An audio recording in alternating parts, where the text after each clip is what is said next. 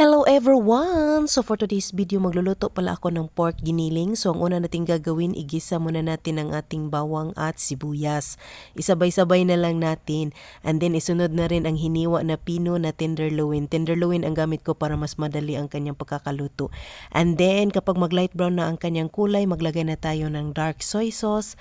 Isunod na rin ang dried mushroom. Hiniwa ko rin siya ng pino. And then mix together. Pagkatapos, pwede na nating ilagay ang ating hiniwa na patatas para sabay-sabay silang maluto. Haluin na naman natin. And then, maglagay na tayo ng kaunting tubig.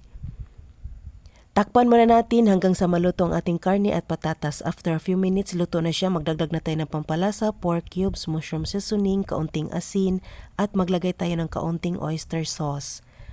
Mix together, walang katapusang halo, charis. Isunod na rin ang hiniwa na carrots. Maglagay tayo ng kaunting tomato sauce. Haluin natin. And then isunod na natin ang ating fresh white beans at saka ang ating button mushroom. Mix together. Takpan muna natin at simmer ng 2 minutes. After a few minutes, pwede na tayong maglagay ng ating raisin. Isa lamang itong optional, nasa sa inyo na yan kung maglagay kayo. So, luto na ang ating pork giniling. Kainan na!